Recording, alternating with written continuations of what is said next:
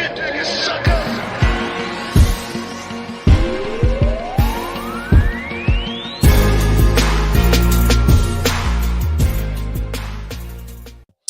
Welcome inside the Hall of Fame. I'm Booker T, 6-time world champ, 2-time Hall of Famer. Got my man Brad Gilmore here with me. I'm a little slow today.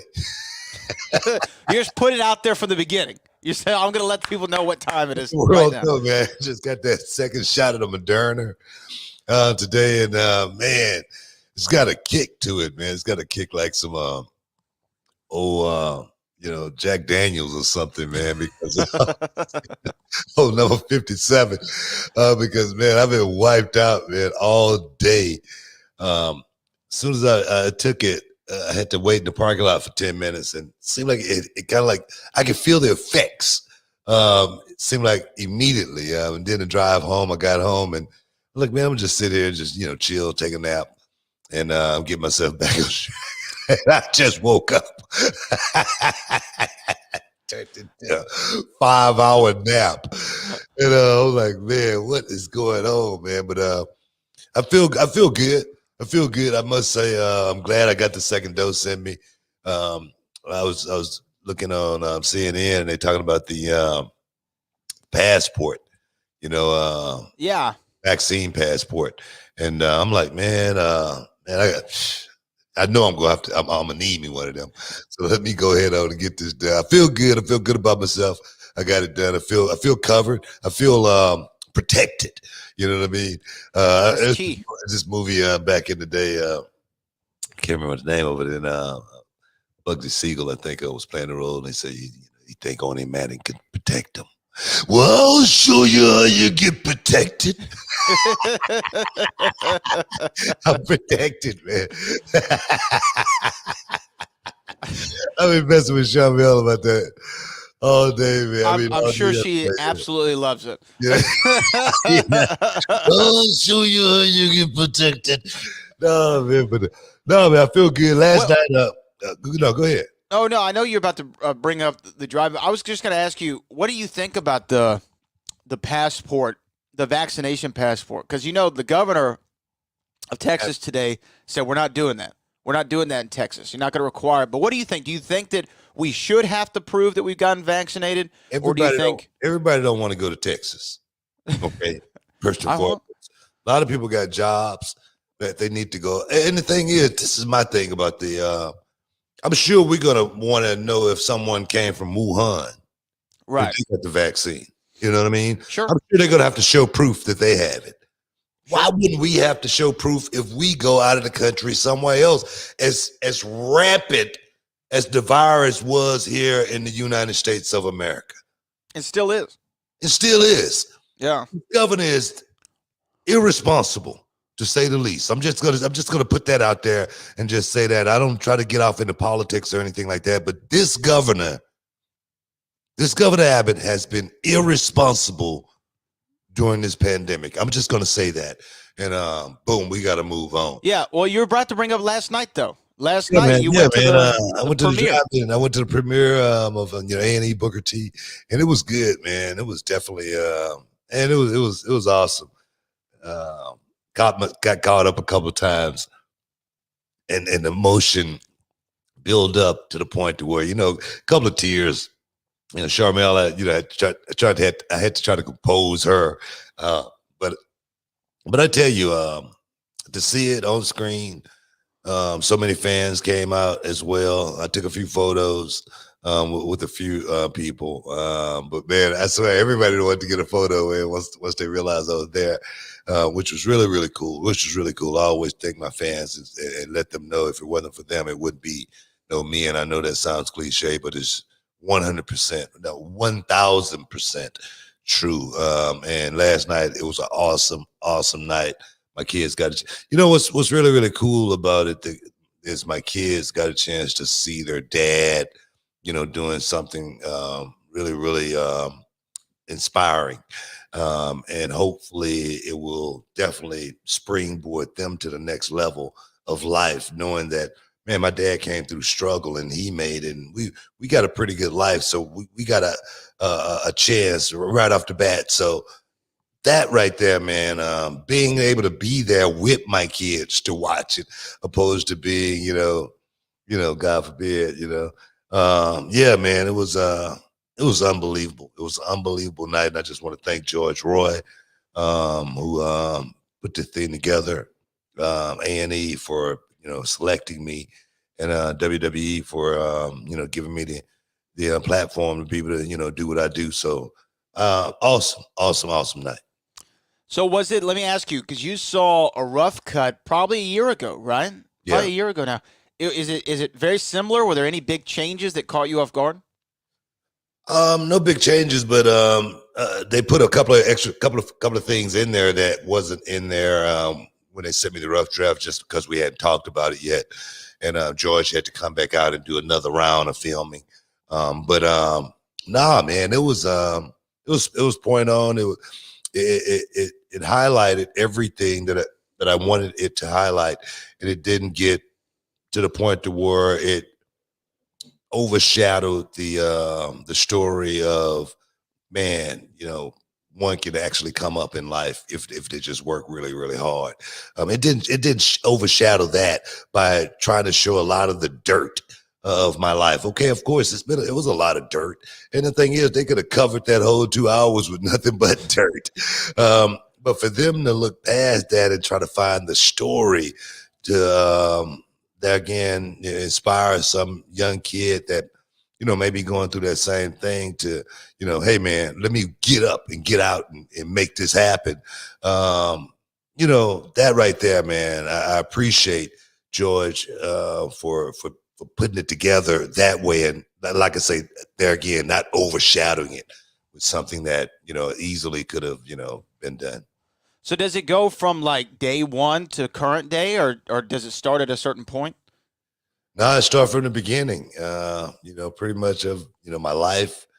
The journey. Growing up as a kid, me getting arrested. The breakdancing scene. It covers everything. Charmel, the kids now, reality of wrestling. It covers everything, which is so cool, and it's still like to be continued because there's so much more yet still to be done. So yeah, man, I must say that I'm honored, man. I'm honored to be a part of that 8. Yeah. Yeah, I mean, eight of the biggest names in the history of the business on A&E biography, which has been, I know it's a huge series since I was a kid. Biography's always been on A&E, right? Those have always been big things. So it's cool to have this. It kicks off with Steve Austin, I believe, and then you're the next episode. Is that right? Yeah, it kicks off with Steve Austin. I think it's Sunday. I think. Yeah, I think it's this Sunday. No, the 18th. Yeah. Okay. Sunday, April 18th. Yeah. It kicks off with Steve Austin, and mine is going to be next month, actually. So just check it out, guys. Give me some feedback on it. Let me know what you think about the life of Booker T, and watching it. I swear, man, it was so surreal. Going back in time. I think that's the part that caught me up more than anything, because some of the stuff, some of the scenes I've not seen since I was a kid. Haven't been in that environment since I was a kid. And man, the video package, as far as the way they brought it to life, putting me back in that moment. There again, listening to that Willie Hutch. I was like, man, this is it, man. Brother, go work it out. Brother, go work it out. And I was like, man, I'm here again, man. But it was awesome. But get a chance, guys. Check it out. And he starts April 18th with Stone Cold Steve Austin, with, yours truly, Booker T, soon to follow. Macho Man, Savage, Ultimate Warrior, Bret Hitman, Hard Shot Michaels. It's a plethora. It's a Roddy plethora. Piper. Hot Roddy Rod. Piper. There's a plethora of talent, and and the thing is, I never thought about titles when I first got in the wrestling business. I swear to God, I never thought about winning the championship or being heavyweight champion or anything like that. But I always wanted my name to ring with the best wrestlers that ever put on a pair of boots, like Ric Flair, the Shawn Michaels, just the greats. And for me, in my name, to be a part of that, it's awesome. Stick around, guys. You're in the Hall of Fame. We'll be back in a minute. This is Booker T World Gym Arena in Texas City, the home to the Reality of Wrestling Training Center. It's a 20,000 square foot facility with more than 50 full-time students and wrestlers from around the world. Inside the World Gym Arena sits a 9,000 square foot venue set up for weekly shows. From up top, 1-2 moonsault! Where our students showcase their skills in front of a live audience. What he's done here is awesome. He's created opportunity, and he's creating great talent, as you guys well know. In the back, a full weight room. 6 up! Complete with state-of-the-art equipment and personal trainers. There you go. Two more.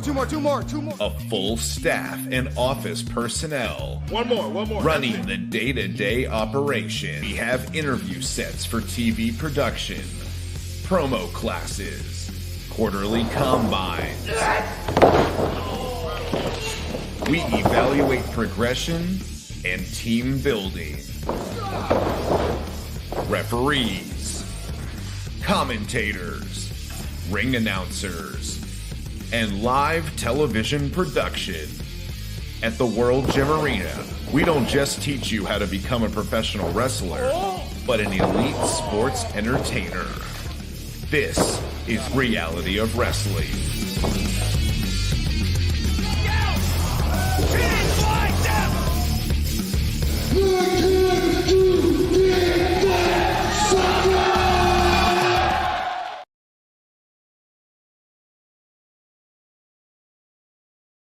Shup. What's going on? I'm back, man. Hey, man, I feel good. I'm still here. You seem like you're kicking out a little bit. You're a red light guy, Book. You're a red light guy. I'm not kicking out. I'm trying to hype you up. I'm trying to gas you up a little bit. Hey, we were talking about your documentary coming out, A&E, Booker T, the WWE Legends series. One of the names mentioned was Hot Rod, Roddy Piper, right? And I had the honor and privilege of meeting Hot Rod just one time here in Houston, Texas, when he was cutting a little promo for the Reality of Wrestling. And I heard something today regarding Roddy Piper and WrestleMania that I'd never heard before. And I don't know if you've heard it, so I want to get your reaction. So Bruce Pritchard, mutual friend of the show, Bruce Pritchard, who's executive in WWE, was talking on his podcast about this idea that they had pitched Roddy in the mid-'90s, and this was around 1995, WrestleMania, and it was going to take place, I think, at the same WrestleMania where they did the Hollywood street fight with him and Goldust. Well, the original pitch, apparently, and they got far along in the talks, it's going to be Roddy Piper versus Orenthal James Simpson. They had contacted OJ's people. OJ was interested. And then when kind of word got out that they were thinking about having a match with OJ, they kind of chickened out, and they made the right call, by the way. Made the absolute right call, by the way. And they decided to not have OJ versus Roddy at WrestleMania. Have you heard that story before? This is after the murders, right? This is after he was acquitted for a double homicide. Sounds like a typical, angle. Sounds like an angle with some heat on it, right? Like it's got some steam behind. That's the craziest thing I've ever heard. It's a sharp angle, man. But had you heard that before? A sharp angle. Look at you. That's terrible. It's terrible. Come on, man. That's funny, but it's terrible. I didn't mean it like that. I wasn't thinking like that. You see that? You're thinking about stuff. But I connected the dots for you. No, man. I can believe it 100%. WWE has always tried to capture the real life emotions of things that's going on in your personal life and somebody else's personal life. It just always. I remember one time, they. I can't remember. I do remember who it was, but I'm not going to say any names. But they wanted Sharmell to, do an angle, and Sharmell was to climb up the cage, you know, and it wasn't one of the. It was one of the producers telling me this. Okay, not one of the higher ups. Of course, I think the higher ups knew. Send this guy and let him talk to Booker about this and see how it go. And, It was probably a rib. no rib. They wanted Sharmell to do something and hit the cage and run up the cage, you know, climb it, you know, and do something. And I was like, Sharmell is not climbing the cage. What are you talking about? You know, we think it'll be good. You know what I mean? You know, Sharmell climbed the cage. You know, I say, Sharmell's not climbing the cage. And they say, well, why can't she climb the cage? I said, because she's my wife. That's why she's not climbing the cage. You know what I mean? But if it would have been okay with me, you know, Sharmell probably would have been climbing the cage. Sometimes personal things, you know, we talked about the thing with, you know, Jeff Hardy earlier this year. And I said, man, you know, of course, it's something that we've done many, many times. It's something that we've used many times as far as angles and whatnot. But I truly believe that if you don't change with the times will pass you by. I really do. And that just always have been, you know, one of my sayings from back in the day, from when I had a flat top fade and a mustache. You know, I tell people all the time, but if I still had the flat top fade and the mustache, would I still be here alive? Probably, yeah. But would I be in this position? Perhaps not.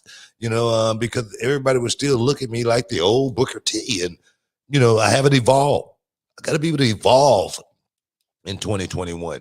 And I think, you know, with storylines, I think storylines need to evolve. And do we need to still keep some realism in it involved? Of course, yeah. Yeah, but sometimes, you know, like that angle right there, I'm not going to touch that one. You know what I mean? It sounds like a good idea on paper. All right. But when the emotional effect start hitting people, and then the you know, people start turning away from it because of, you know, this is not something I really want to be a part of, that's when we got a problem. Well, when I heard the idea, right, it sounds ridiculous, right, when you hear it.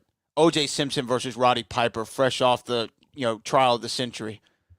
However, what did a lot of Americans thought that O.J. Simpson was guilty of the crimes that he was charged with, and a lot of them wanted to see him get punished in some way, right? Get his quote unquote comeuppance. So I guess from that aspect, I understand why you want to book him and Roddy and have Roddy, you know, beat the hell out of him, and you'll beat him at WrestleMania, because that was the plan. Roddy was going to beat the hell out of him, beat him at WrestleMania. If he was fighting Mike Tyson, you know, in a fight, if Mike Tyson was beating the hell out of him, it'd be a little bit different. It'd be a little bit different. So, but I understand at least why the idea came up. But the fact that it got so far as we're going to call OJ and make the offer, somebody was not laying it down like they should have in that pitch meeting. There's no way that was a good idea. You know what? I mean, the person in the pitch meeting probably got props. It's good. It's good. Let's go with it. It's a great idea. You know what I mean? And the thing is, damn it, look at it. You want to be as off the wall as you possibly can. You want to throw some of the most outrageous ideas out there one could ever imagine. You know, why do you think Vince Russo got along so good? You know, when he was up there, it's because when we finally got a chance to look inside the mind of Vince Russo for a second, it was like being at, you know, freaking Wonderland. You know what I mean? I'm serious. It was like being at Michael Jackson's gig that he had. What was Michael Jackson's Neverland. That's what it was like. It's like, man, what the hell's going on here? Because this guy had so many ideas in his head. He had so many gimmick matches in his head. There's so many matches that you and we wouldn't even attempt, like the San Francisco 49er match, you know. Viagra on a pole match. Exactly my point, you know, stuff like that. So I understand. I see it. I get it. I understand it. But like I say, I think sometimes we can go a little bit too far. Sometimes in a situation like that, someone was thinking a little too far, and thank God it was somebody there. Was Vince Russo there at that time?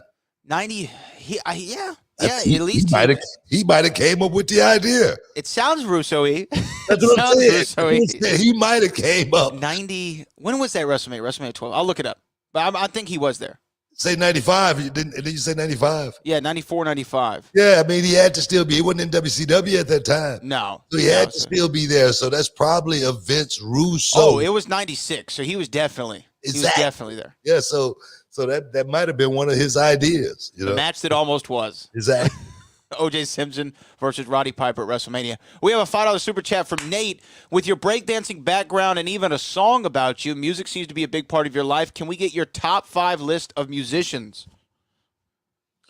Top 5 list of musicians? Yeah, your top 5 favorite music artists of all time. All right, I'll compile that over the show. That's a vast list, man. My list. I would really have to put a lot of thought into that because I got so many thoughts in my head as far as greatness, as far as music goes, and there's so many great musical artists, such as, just for instance, Prince. I'm going to say Prince.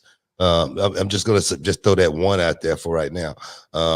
Prince is a guy who composed, sang every part on the song, put it all together, produced it. This guy is a genius, and if anybody say, man, what about this guy when you mention Prince? Man, you out of your mind, Prince.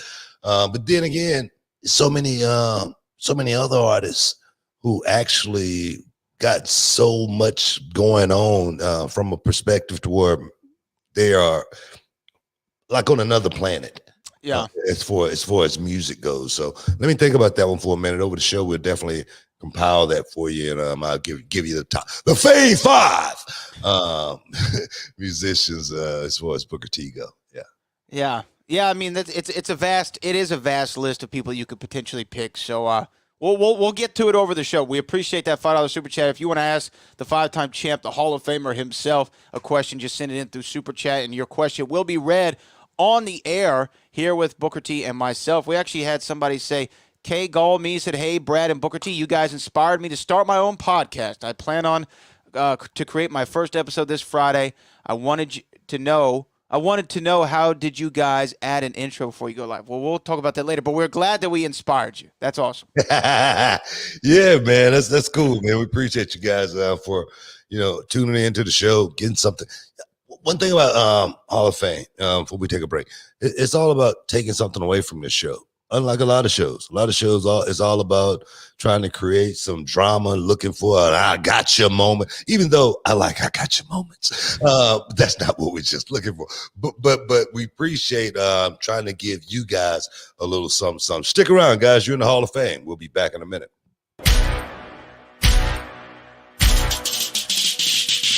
Brian, I know you're actually one of the most underrated talents that's ever been inside a reality wrestling ring, but you're not the talent. Me beating you, becoming the greatest reality wrestling champion, it's not personal, it's inevitable. Brian Keith! Number 1, 2! He did it! Dreams do come true! This is the bounty of all bounties.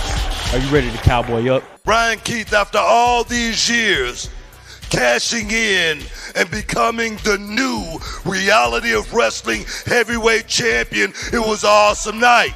But this business, guys, has always been built on rematches. You want your rematch? I'm a fighting champion. You don't work hard like I do. You don't want this like I do. What do you want? Family? I'll bring your snot-nosed kids, your wife, your old ass. I just want to let both of you guys know something. This match will be held inside the steel cage. Lives get changed inside that match. Inside that structure, no one comes out the same. Will history repeat itself? Will lightning strike twice? Brian Keith is 15 feet in the air. Brian Keith from up top. Unbelievable cover. No, Brian. And Ryan Davidson, I'm here I to answer the call. You get mauled. Shup. Welcome back inside the Hall of Fame. Hey, man. Boy, we got Ted DiBiase going to be stepping inside the Hall of Fame here at the top of the hour, guys. Don't miss out. Don't get shut out. Ted DiBiase is a guy that I've never interviewed Ted or anything like that, but I always wondered, what it was like in those days, man, running with the Rat Pack, Sam Houston Coliseum, Paul Bosch. Speaking of Paul Bosch. Yeah, we were just talking about it before the show started. The WWE Hall of Fame took place last night. We've been covering that event extensively, and we had the list of legacy names added to the Hall of Fame. I'm going to acknowledge everybody, but there's one in particular that we obviously want to talk about. Baron Leon, Brickhouse Brown, Dr. Death Steve Williams, Gary Hart, Ray the Crippler Stevens, Dick the Bruiser, Ethel Johnson, Pez Watley, Buzz Sawyer, and of course the legendary Mr. Paul Bosch, all inducted into the legacy wing of the WWE Hall of Fame last night. I tell you, man, Paul Bosch, that name definitely live in high honors here in the city of Houston just because of what he did.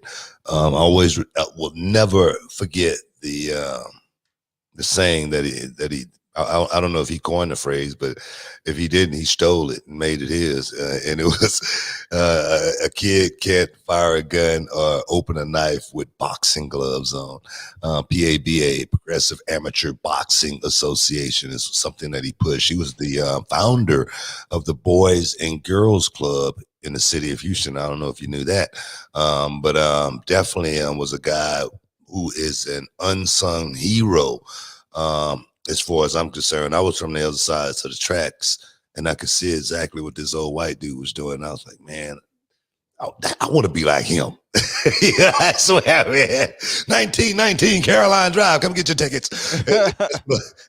That's what I'm doing now with reality of wrestling. 10,000 MNF Lowry. Come get your tickets. It's no different than what Paul Bosch did. He actually created the blueprint for me, and as far as how to get people inside of that arena. And man, I owe him, man. I owe Paul Bosch so much. And to see him take his place inside the WWE Hall of Fame, man, is definitely, for me, very, very gratifying. Yeah, I mean, he's just a name that's synonymous with the city and synonymous with the sport. I've heard Paul Bosch my entire life, even before my tenure in reality of wrestling, as the guy who was the guy who brought wrestling to the masses here in the city. 1515 Caroline Street is another address that's burned in everybody's mind. The Sam Houston Coliseum, I would hear they were hanging from the rafters. Every pandemonium. And I mean, between you and Bruce Pritchard, when we were at reality wrestling, I felt like I lived in that era. You know what I mean? Hearing the stories, hearing how it worked. We know Bruce actually worked with the man himself, Paul Bosch, and I'm sure he was really rooting for him behind the scenes to get him in that Hall of Fame. Definitely well deserving. This legacy wing, I didn't really even know about until a couple years ago. But I'm glad that they have that ability to put people in who maybe the masses of today's culture doesn't really know. Like Dick the Bruiser, a lot of people don't probably know Dick the Bruiser, or Buzz Sawyer, or Gary Hart. Gary Hart's a guy who is influential in a lot of careers, right? Hey, including yours, right? Gary gave me some great advice, and I still use it to this day. It's like with the young guys. I remember Gary Hart telling me and my brother, he said, "Look, guys, I'm not a manager. I'm just an advisor." And I'm like, man, this dude is so cool, man. I want to be a part of whatever he got going on anytime. But he was one of a kind, and the advice your brother put down was definitely, I'm still using it still to this day. Great name, and a guy that sometimes people can forget how great a guy like Gary Hart actually was, but for him now to be immortalized, for his name to be, one of the guys, I can't wait till they get the actual physical Hall of Fame building. Right now, they're collecting. That's what the Hidden Treasures, coming up on A&E is about, finding all of the memorabilia so we can actually display it properly, for these guys, like Junkyard Dog, which, another great name. Another name that went into the legacy wing was Coco Beware. You said that, right?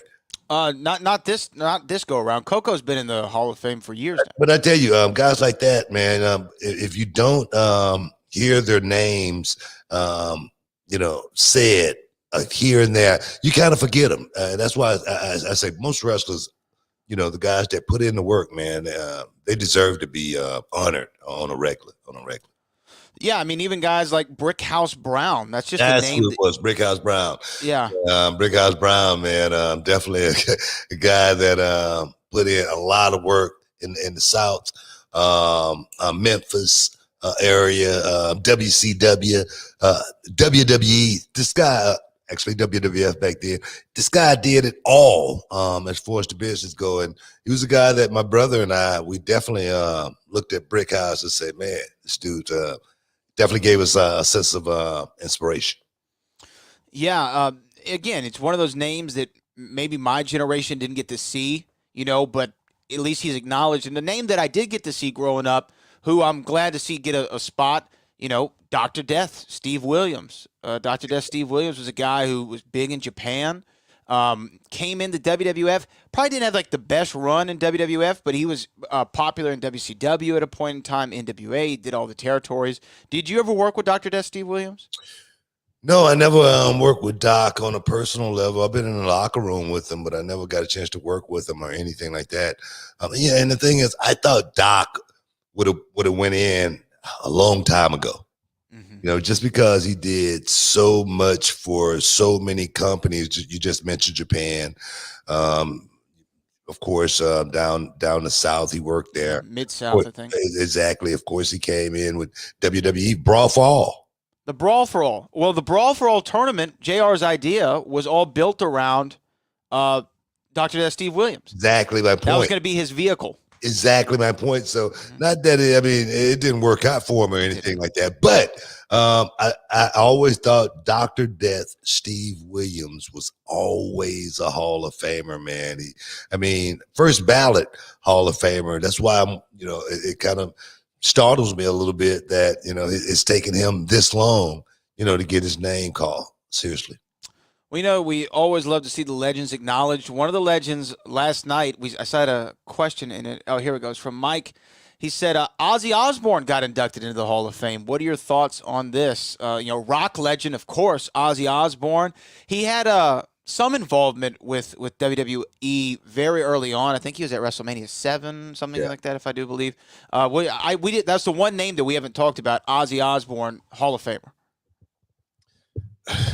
I can't remember what Ozzy did. Honestly. I don't remember either. I think he just had a couple of appearances. Maybe he's just celebrity wing. Super fan.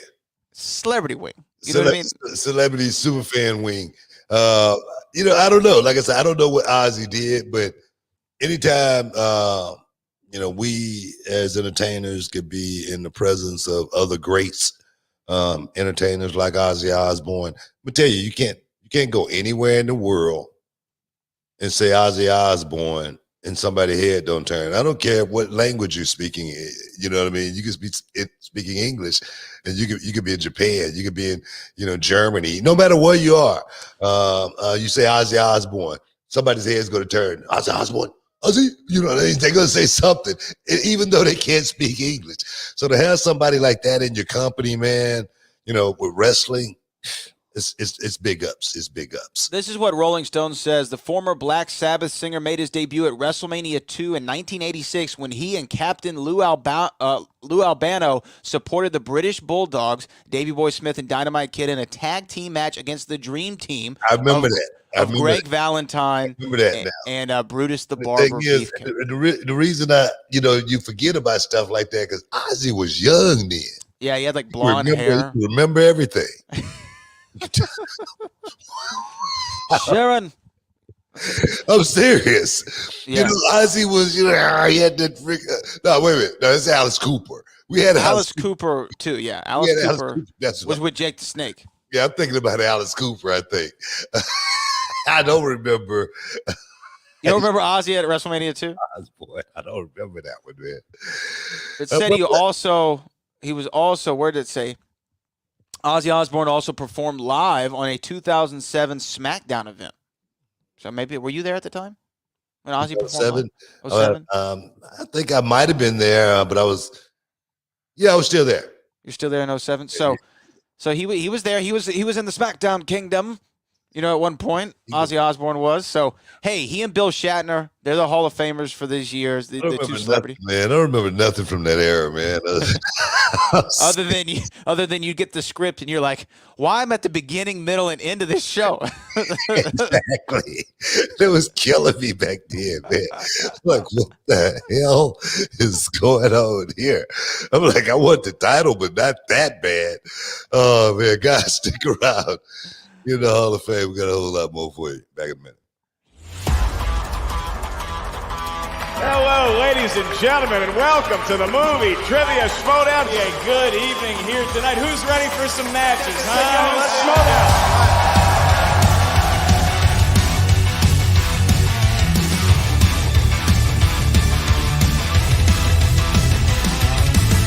Questions are going to be asked to the field. They are each worth 1 point. Who plays Laura in the 2017 film Logan? Daphne Keane. Daphne Keane. Round number 2, each competitor is going to get a spin at the wheel. Final round 3 begins. Niet. No. Sam Witwer has been eliminated. Celebrity Schmodown, free-for-all style. Let me see. Team Classic! This is why we play the Schmodown. Rising Sun! And your winner! MMA or boxing, it's like you want to see the two best scrapping it out. The Schmodown, as we know, we got a little bit of a WWE flavor to it. And I'm going to give him a show in Chicago. Get your tickets. We are coming with the fire. Movie Trivia Schmodown!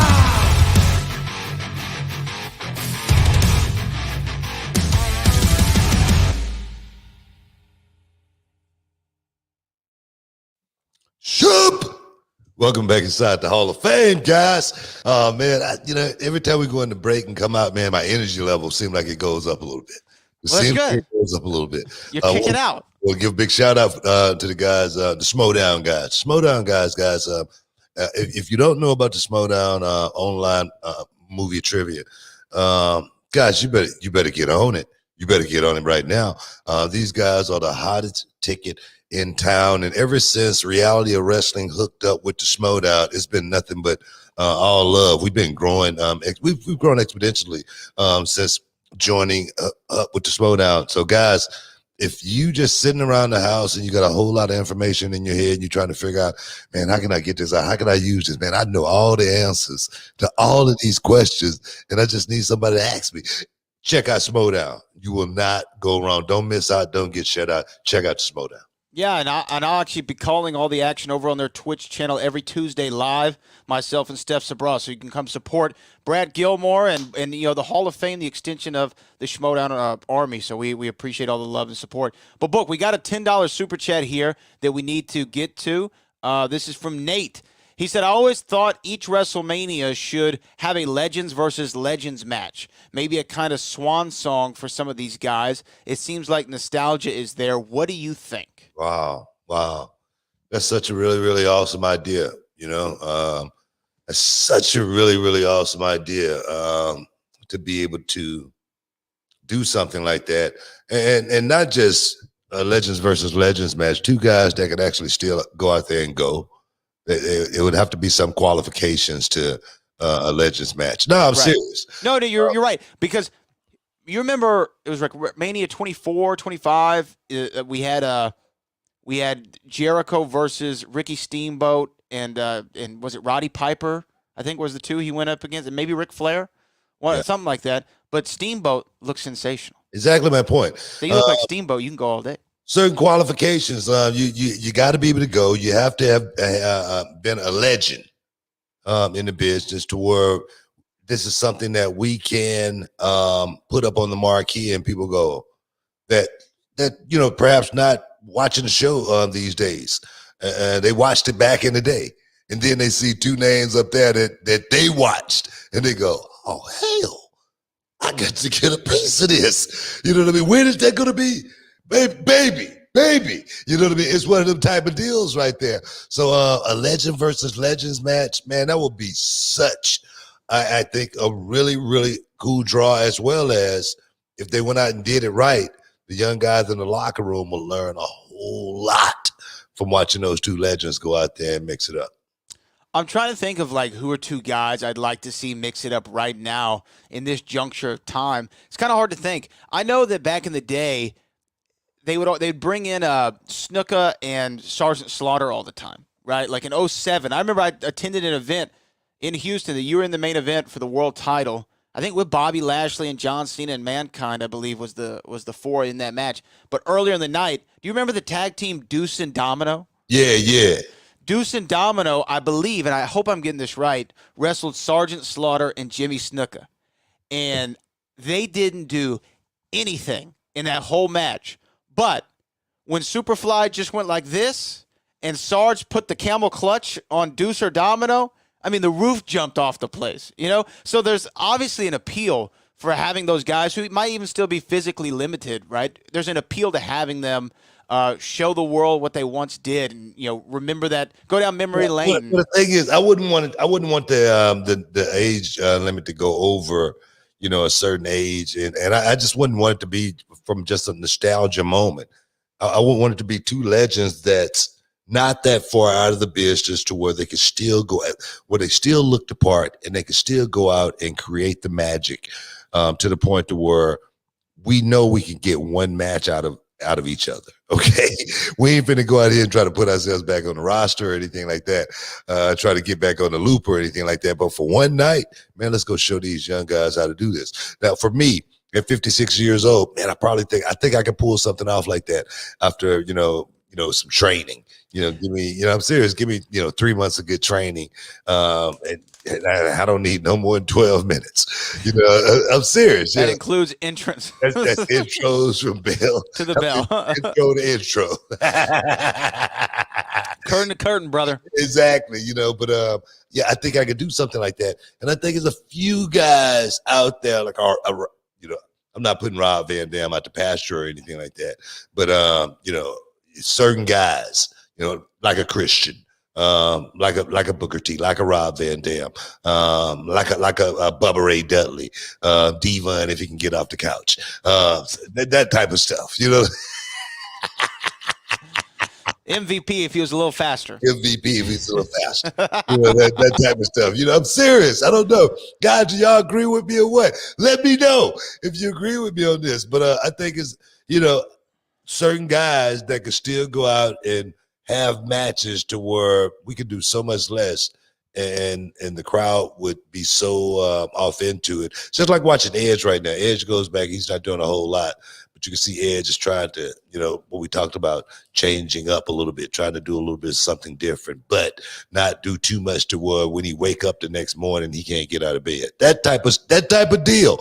You know what I mean? And I think there's a few guys left that could still go out there and perhaps pull something off like that. Yeah. Let me ask you this. We have another $5 super chat, and so this is going to go. Yes, guys, we really do. This is going to go into my point.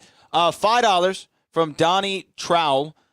Thank you, Donnie. We appreciate your support. Book, your storylines with Rock and Austin are the most underrated collabs in WWE history. They were already big, but you helped push them to the moon. Do you feel that way? You know what? In a lot of ways, yeah. Because but my thing was this, man.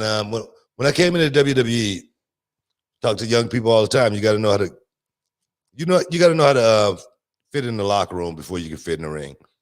We were just talking about going watch the A&E documentary last night.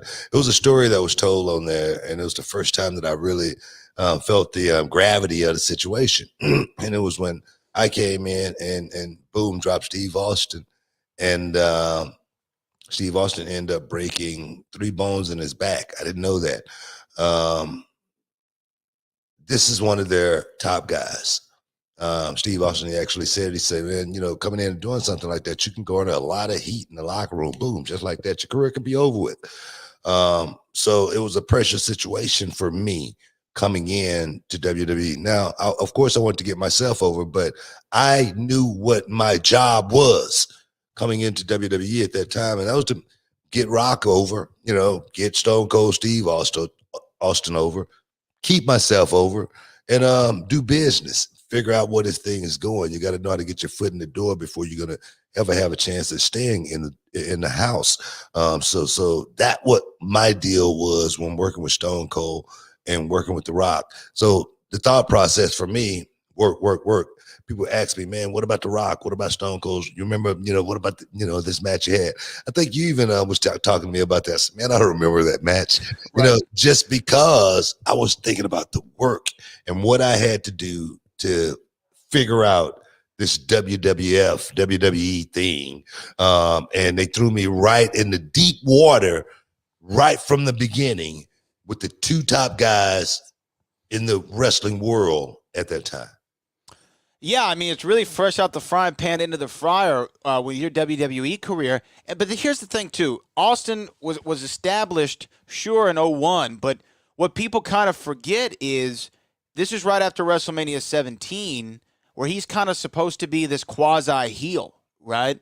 He turned heel at 17, and then you came in just a couple months later. And so it actually put the battery in Steve Austin's back with the fans because the heel turn wasn't really working for us. We wanted to cheer for Steve Austin. And then with that incident, we've talked about on the show, it seemingly since its existence, the grocery store fight and everything else that you and Austin did together, that put the battery in his back to kind of reignite and re-spark the love that the fans had for Steve Austin as a babyface. Same thing for The Rock, though. Here's what people fail to mention when they talk about The Rock's career. When Rock would go away from movies, we weren't happy about it. We wanted to see The Rock on television. Yeah. So when he came back, it kind of felt like, oh, this is like the girl who you can always call who's going to pick up the phone because she has the hots for you. You know what I mean? And we felt like playing second fiddle. So when Rock came back, even during the invasion angle, he had, this vocal minority, a little chorus of boos. Yeah.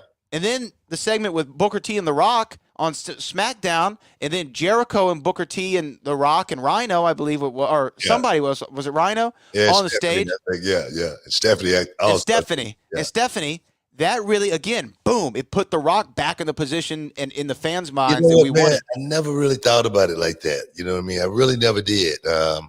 I just knew when I was working with someone, I was the heel. Especially up there coming in, I was the heel. Took me a while before the fans warmed up to me, but I knew what my job was. I wasn't one of those guys looking for adulation or anything like that. I was looking for, what a script. You know what I mean? And what I got to do? How do I got to fit? What I got to do this week? And I was so laser focused as far as the detail, going out here and making it right. I was so nervous every week. My palm would be sweating, like profuse. And I was like, wow. But it made me, it put me on the edge to the point to where it worked for me. But man, man, I never thought about it that way. But hey, I guess that's just the way it was. Star Maker, man. Star Maker. Stick around, guys. You're in the Hall of Fame. We'll be back in a minute.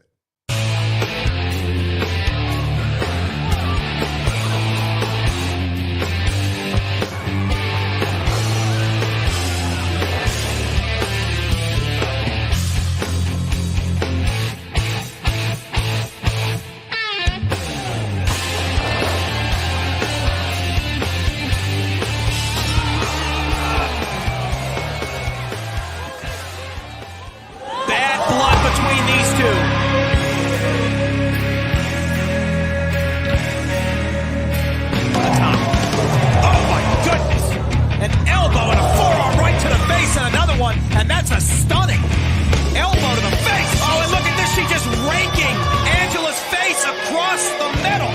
Oh, my goodness. That's hard to watch. Oh, man, what is she thinking? Oh, no. Top rope suplex. Superplex from the champion. If enough damage hasn't been done already to Angela, that has got to be the exclamation point. She's looking for the 450. Oh! From the top rope. She's calling for shooting star press. Star press. Shooting star press cover. 1, 2, 3. Welcome back inside the Hall of Fame, guys. I just want to give one of my students props. Made her debut on NXT on Wednesday, man, and it was so cool. Formerly known as AQA, now known as Zeta Ramirez, and man, she did an awesome job. She did such an awesome job. I texted her immediately after the match and told her, I said, girl, you did better than everybody in the ring. I'm telling you that right now. You did better than all of them. I just want you to know that. But nah, man, just to see another one of reality wrestling's finest, one of my kids make it to that next level, man, is so gratifying. And I tell you, I was talking to someone, they said, man, do you get anything? What do you get out of, you charge these guys or get a percent? I'm like, nah, man, I don't want anything. I'm like, they're going to come back and do something for me, of course, but if I could just see them live that dream that I've lived, man, that's my payment. That's my payment. See now known as Zeta on television doing her thing. That's my payment.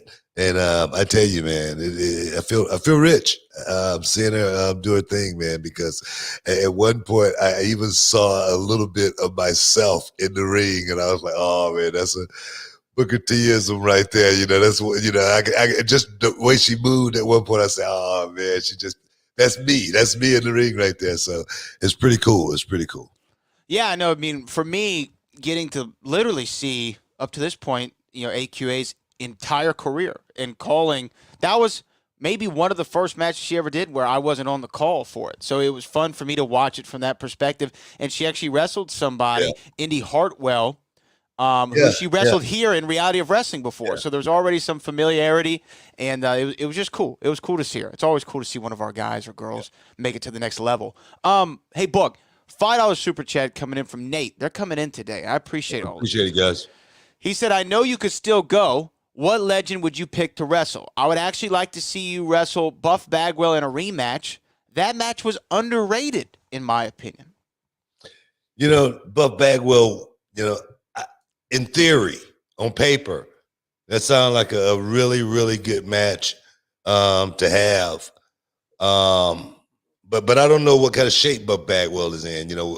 I've seen a lot of stuff over the internet, a lot of postings, whatnot. And the brother, man, he's had a broken neck before. And at this age, I don't know if Buff could actually go out there and, give me the match that I think I need to have at this stage. I need somebody that can do Shakespeare with me. So if I had to pick someone that I think that's still got it, that can still go out and think, boom, very, very quick, it'll be Lance Storm.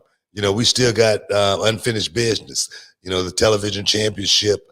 The world heavyweight championship in WCW, and actually Lance Storm, he had all the other titles, and he was trying to collect one more, and that was the heavyweight championship. Lance Storm, one of the best workers that ever did it, and I truly think Lance Storm is a legend. So for me, that would be my pick to go out and be able to have something special with in 2021. Booker T versus Lance Storm. That is not, it's not the name that I expected, but I'm really pleased with that selection. Lance Storm, you're right. He's an absolute legend. In my opinion, he's a Hall of Famer in my mind.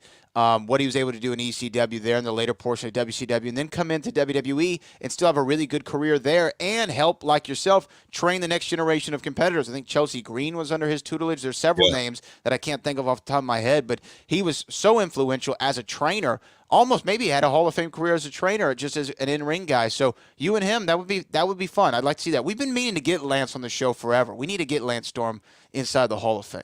Yeah. And I appreciate that question right there.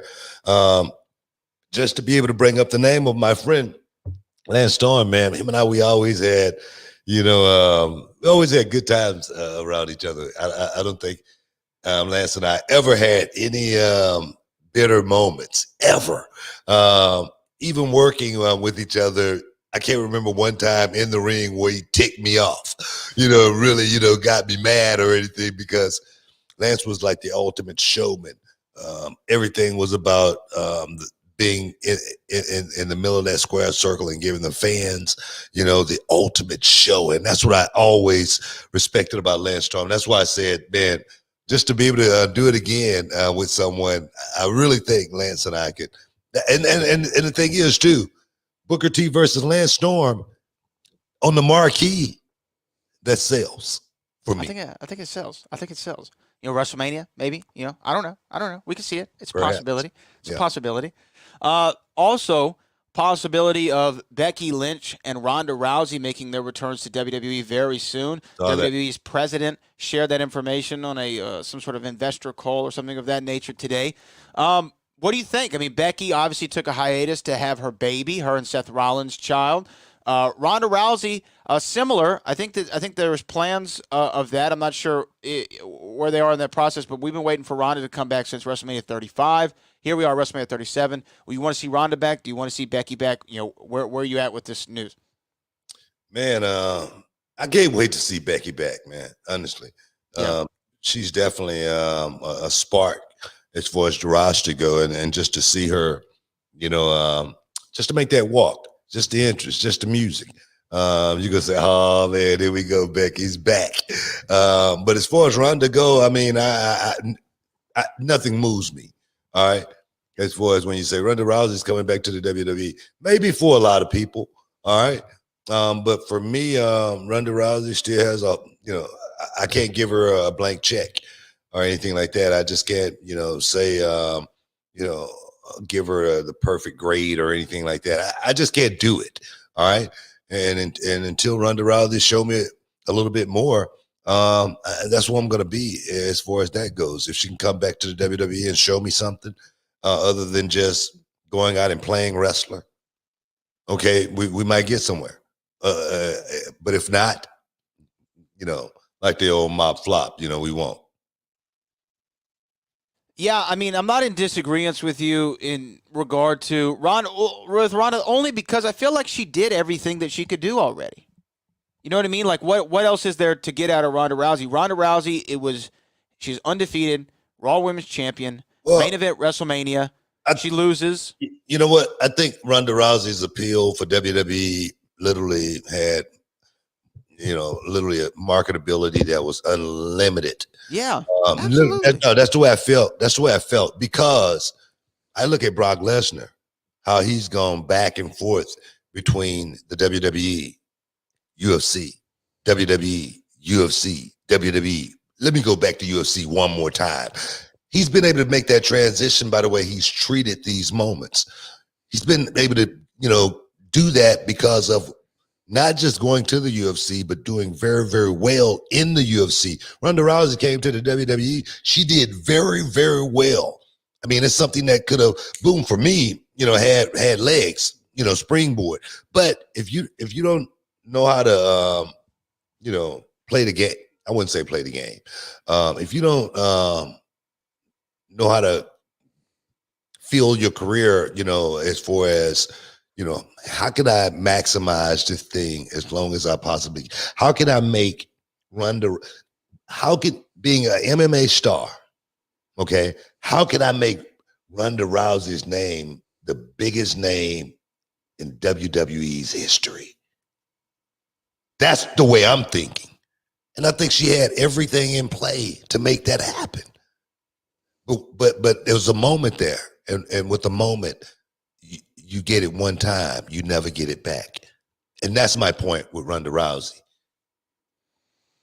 So you think that the ship has sailed on her having that?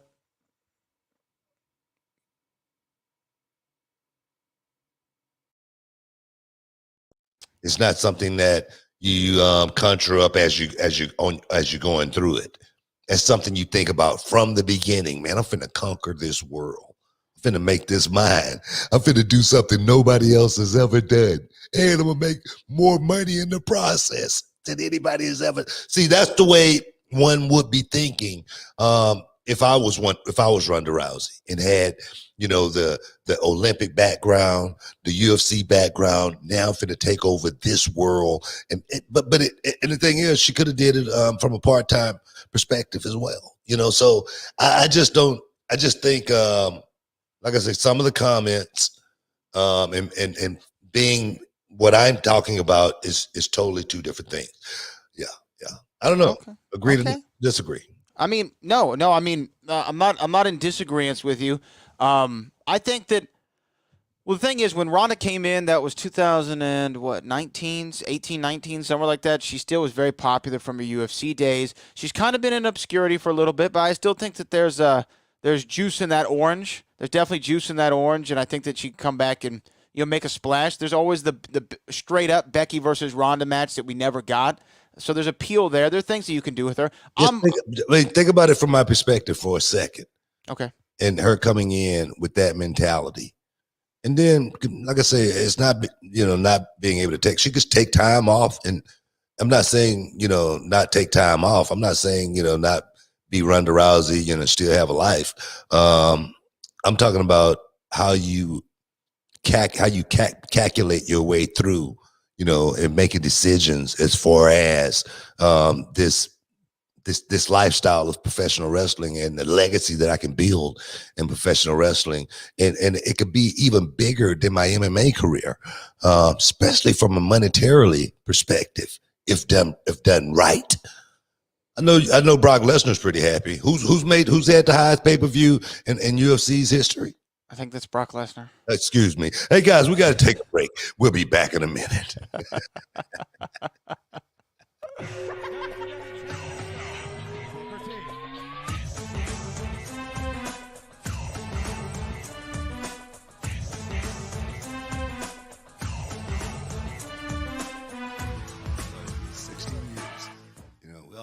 20 years doing this. It's crazy. We've seen so much. We started just to, give young people a place to actually be able to get their foot in the business, the beginning, the right way. I always say, give them a springboard. The rest is going to be up to them. The ones that's got the talent, we're going to push them to the next level. But we never thought about, the promotion side until it actually happened. Give Kevin Bernhardt, so much credit. Because, Kevin been here, since day one, just like Abel been here since day one. And, Kevin, he realized how we started, when putting the video together, and, it looked so bad. It was just the worst thing you ever wanted to see. But I'm serious.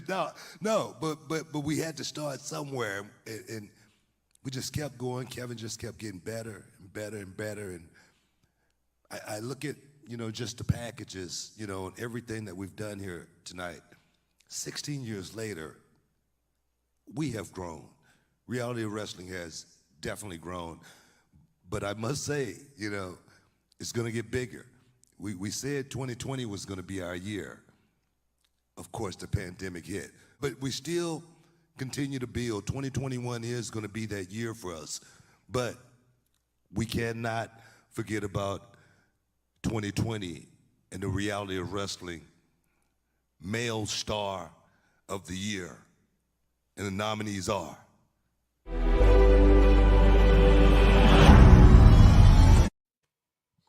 Welcome back inside the Hall of Fame, guys. We got Ted Chet, man. Is Ted ready? He is here. He is here whenever you are. Ladies and gentlemen, I told you guys we had a very, very special guest to step inside the Hall of Fame. He's a Hall of Famer. Give it up for the man, the $1 million man, Ted DiBiase. What's up, guy? Good to see you, brother. Been a long time, man. Yeah, man. How you doing, bro? How you doing? I'm good. I'm just getting old. It's like the pandemic hit, and I just said, I forget it. I'm not going to dye my hair anymore. So this is the real me. Well, you can see my beard is a little dark today, right? Last week it was fully gray. Well, brother, I tell you what. You know what? I finally said, you know what? It's just reality. So I'm going to go with it. Hey, man, every year is a good year. Every birthday is a good day, because I always say, they say, man, you getting old. I say, man, I just know I'm still here. Yeah, amen, brother. That's a good point for me, man. But you back on the road. Seem like, man, you seem like.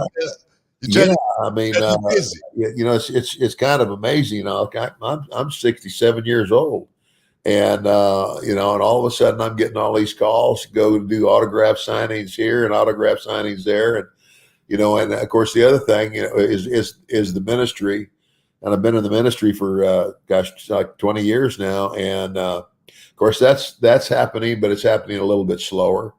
I think churches are starting to open up and invite me again. But yeah, I mean, shoot, man, I'm climbing on a plane tomorrow and flying to Tampa. You know? Hey, but could you imagine in a million years back in the day when you was, you know, with the Rat Pack, you know, here in Houston, Texas, that after your career was over with, that we would still have a market the way we do, still fans still want to see us, still want to, you know, take photos and get out. Did you ever think it would be like this? Brother, I had no idea. I had no idea. I tell this one story. I think it was maybe 2 years ago. I flew over to the UK, and I was going to be there a week. And you know, I did a show, and I don't know. And then I know we were going to Glasgow, but that was at the end of the next week. So I had all this time, and so they took me to their equivalent of a Walmart. And I'm walking in the store, and this little kid's walking out with his grandma. He might be 8 or 9 years old. And he walked by me. He went, "Grandma, that's $1 million man." I turned around and I said, "No way." Wow. I said, "Son, you know who I am?" He says, "You're the $1 million man, aren't you?" I said, "Yeah, but how do you know me?" You know what he said? He said, "Video games and the network." I'm like, wow, unbelievable. Wow. Unbelievable. Yeah. So, that always shocks me. That always shocks me when a kid that I know is well too young to have watched any of my career, and they know who I am, and I'm one of their favorite. Oh, and you know what else, Booker? They probably know more about your career than you can remember. I know that's true for me. Oh my gosh, unless they start rattling off these matches and they go, "Oh, you remember when you wrestled Macho Man? And you remember when you know, you and Andre the Giant did this or did that?" And I'm going, "No, but I'm glad you remember." You know what? You know, just like you just said right there, and I think you and I are quite alike. I would think a little bit on that. Like someone asks you, "Hey man, you remember this match? You know, or you remember that match?" And I tell people all the time, you know, I say, "Nah, I don't remember it, man." And then they'll tell me about it, and then I go, "Oh yeah, now I remember." Yeah. I never wrestled for me to have the memory. I always wrestled for the fan to have the memory. Were you like that? Yes, absolutely, brother. Absolutely. And the other thing is, I mean, the pace that we were at. I mean, my gosh, you know, there's 31 days in a month, and we were wrestling 21 of them. Yeah. I mean, you know, any way you cut it, whether you went 3 straight weeks or then they changed the plan to 10 on and 3 off and 4 on and 3 off. But any way you look at it, you're only off 6 days a month. Yeah, and you have no time to think about what, you know, a wrestling match. That's where these kids are today. Let me talk to you about that for a second, man. What do you think about?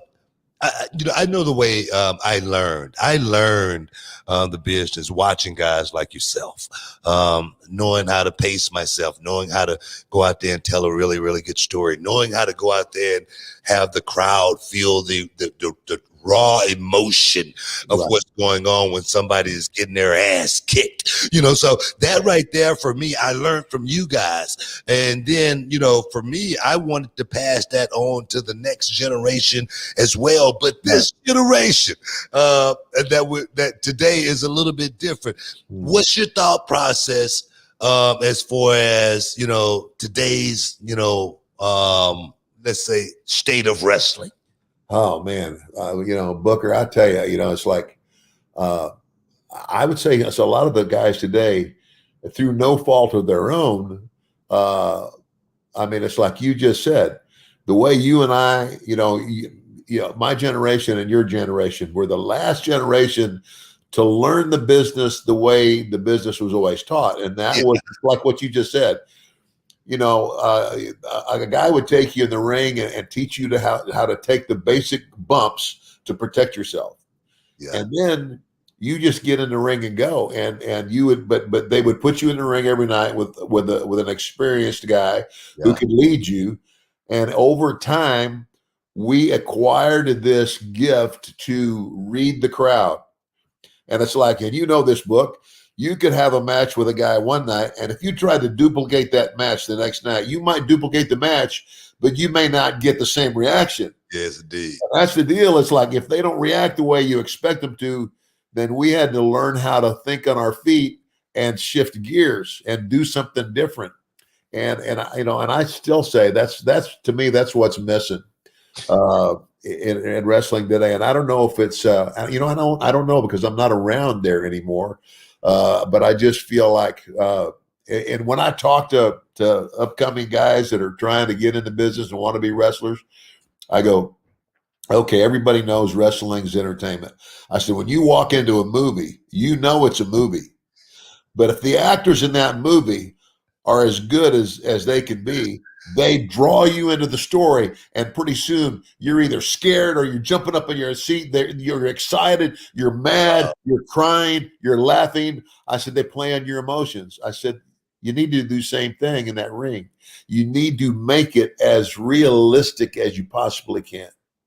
And then you get up at the end of that movie when the credits are going up and everybody's clapping like they can hear you.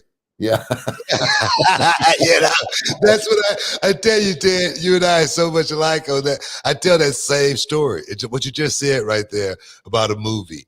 I say, when you go to a movie, you know if it was a good movie or you know if it sucked. And at the end of the good movies, you might find yourself up, clapping. You go to, watch a play on Broadway. You want, Bravo. You want encore. You want all of that. And if you're not getting any of that, somebody didn't do their job tonight. And I think and I'm like you as well. I'd never blame the young guys. I don't blame the young guys. I blame the teachers a lot. I blame, man, we lost a lot of carpenters along the way that was, should be here, help, get these guys on track, so, and this era is different because sometimes I want to help them and I might say something and they'll tell me I don't know what I'm talking about, so it's different. It's just different today, but we still love it, man. We still love it. And what do you think about Paul Bosch getting inside the Hall of Fame? Nobody. Go ahead and tell me. Go ahead and say it. Nobody deserved it more. I'm going to tell you what, Paul Bosch, in my opinion, was one of the best promoters ever because he was known to be fair. If you worked hard, especially if you were one of the guys in that spot, you were going to get paid and you were going to get paid right. And of course, promoters are not always thought of as being fair. I mean, part of growing up in the wrestling business or, growing up in a carnival, it's like you got, shady promoters, right? They're going to try to get you, they're going to try to get the most out of you for the least amount of money. But Paul Bosch was, in my opinion, one of the best. And I mean, Houston was a unique city because even though I'm not even sure, I mean, Houston wasn't, I know that Bill Watts, bought it out and it became part of Mid-South. But before that, I mean, the wrestlers who came to Houston was almost kind of like St. Louis. They came from all the territories. Yeah, he was getting the premier wrestlers from around the country were coming in there. Yeah, I tell you, it just was like an entity of its own. I tell you, Houston wrestling was unique, and like you say, nobody better than Paul Bosch. And I'm here right now trying to keep Paul Bosch's dream alive as far as wrestling go. And this is our year, 2021. Our plan is to be the flagship of Texas wrestling, Houston, Dallas, San Antonio, Austin, a weekly show, and being on the road just like a carnival and creating wrestlers just like they did back in the day from those experience and those camaraderies they made mostly on the road, driving down the highway. That's right, brother. Trying to bring that back here in the city of Houston, and we talk about those great names. That's what you're doing right now. WWE Lost Treasures. I did one part of WWE Lost Treasures as well, going around trying to find the memorabilia of, Ric Flair, trying to find the memorabilia of King Booker, trying to find, Junkyard Dogs, dog collar, I'm out there as well. Talk to me about the experience with WWE Lost Treasures. Oh yeah, man. Yeah, they interviewed me about Andre, Lost Treasures, and I don't want to give anything away, but Andre, the first time I met Andre, I was still in West Texas State up in the Panhandle playing football, and of course, a lot of wrestlers came into the business through the Funk family, Terry Funk, Dory Funk Jr., and I was still playing ball, and they Thursday night was wrestling night in Amarillo, and Andre was going to be there for the week, and Terry said Ted, he says we're going to be gone. Would you please take Andre out for us after the show? I said, yeah, I'd be happy to. Of course, I had no idea what I was getting into. And so I take him to this place where a lot of the college gang used to go, and we sit down, and the barmaid comes up and says, what will you have? And I said, I'll have a beer. And Andre says, do you have trash can? And she looked at him and said, yeah, we have several. He says, big trash can. He says, oh yeah, we've got several of them. He says, empty trash can, 5 cases of beer on ice at my table. Wow. And she looked at me like, is he serious? And I said, I would say do it. I mean, you and I both know. He wrapped his hand around a Coke can or a beer can. You couldn't see it; disappeared.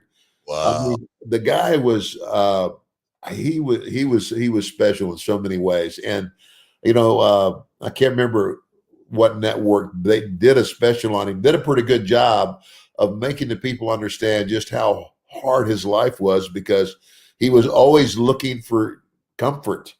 I mean, here's a guy. If you and I sit in a coach seat, we can sit there, but we're not really that comfortable. Yeah. You put Andre in a first class seat, and he can sit there, but he's really not comfortable because he was just that big. Yeah. He was looking for a place to get comfortable. But can I tell you my favorite Andre story? Yeah, heck yeah. Okay. We're in Japan now. I can't remember where we had gone from. We had done a bunch of stuff. The whole crew goes to Japan, and this is WWE. And so we check into the hotel, and that's the rule. You get there in the early evening, you check in, and then you go get something to eat. You want to stay awake the first night as long as you can, simply because if you don't, at 2 o'clock the next afternoon, you're going to be falling asleep. So I hit the elevator button, the door opens, and there's Andre. Let's go eat, boss. So we start down. This elevator stops on every floor. And these little Japanese people just keep getting on. Now, I would say maybe 3 stops ago, if the door opens and they see that many people, get the next elevator. That's not Japan. The whole country's the size of California. 3/4 of the landmass is uninhabitable mountains. So you got the population of the United States living in an area mass of about 1/4 of the state of California. That's stacking them up. Oh yeah. So anyway, they keep getting on. Andre reaches down, gives me a little tap on the shoulder, and I looked up at him, and he winked at me. I said, okay. Buck, the next thing I heard was the longest, loudest fart I have ever heard in my life. I'm biting a hole in my lip. I'm staring forward, and all I could imagine was the poor little Jap that's directly behind him, getting it in the face. And I remember thinking, I know it's the Giant, but how could any human possibly have that much air in their body? Oh my God, man. But bro, when the door opened, it was the Exodus. They were falling over each other trying to get out. And there was only 2 people left. Oh man! It was me and Andre. And as the door shut, all you could do was hear the big guy going, oh. He looked down at me and says, they won't grab the big man anymore, will they? I tell you, man. That's what you miss more than anything, man. Is the stories, man. Man. I tell people all the time, man. The stories are some of the best, and as far as wrestling goes, same here. Japan, you can always find a good story in Japan. It was me and Knobs, and we went to this bar, and it was a bar, and it was underground, and the bar was called the Rolling Stone, and we was in that bar from maybe 3 o'clock in the morning to 5 o'clock in the morning. We got out, we come back to the hotel. We run into Eric Bischoff in the hotel lobby at 6 o'clock in the morning. And I'm thinking that we just could say that we're coming down from, to get something to eat. Knobs, of course, we've been out all night partying. It's like, come on, man. I'm trying to build a low key here. Knobs, no way, brother. We didn't know how to do that. He didn't know how to do that at all, man. But I tell you, man, Ted, hook it up with you, man.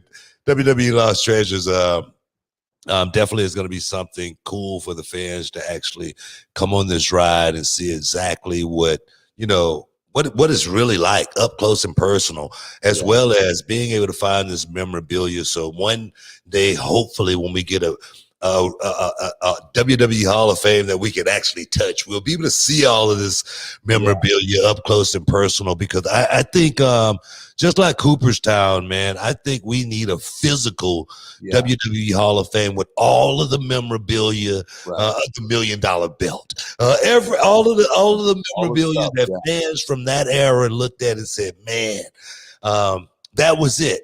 And I really hate comparing our era to any other era, man. But I think our era, it definitely was the best. Well, and hey, brother, the fans tell us that. We go somewhere and you go to sign autographs and stuff too, just like me. And I hear it day in and day out. You guys between the mid 80s and the mid 90s, you guys were the last great era of wrestling. Amen. And you know what? I don't want to take anything away from the young guys today. It's just, everything has changed. Everything has changed. And, I know that, as a matter of fact, I'm supposed to go down to the developmental center pretty soon. I think I'm gonna do something with that new guy their new money guy, Cameron Grimes or something. Yeah, I love him, man. I love fun with him. Yeah, but it's and the guys down there that are instructing the talent, those are guys I know and and they're good.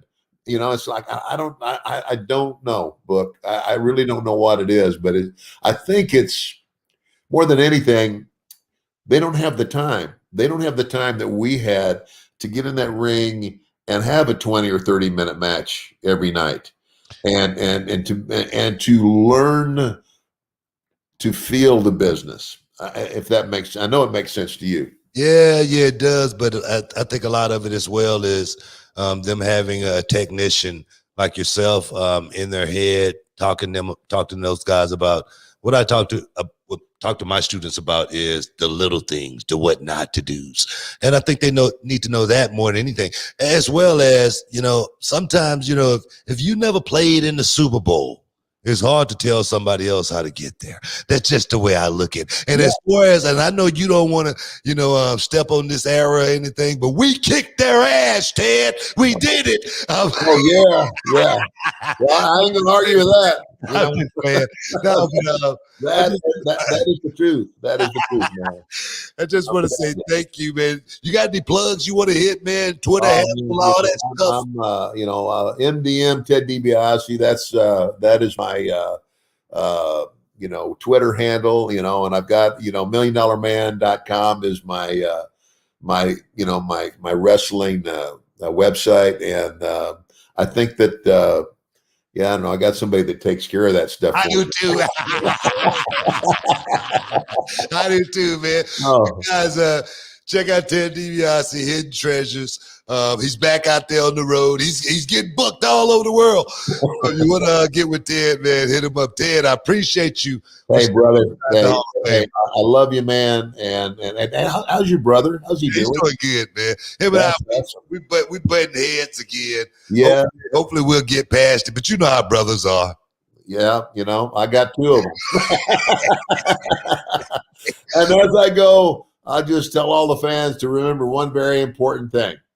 Everybody's got a price for the $1 Million Man. Thank you, brother. Talk to you soon. Love you. Love you, buddy. Everybody's got a price book. That was good, huh?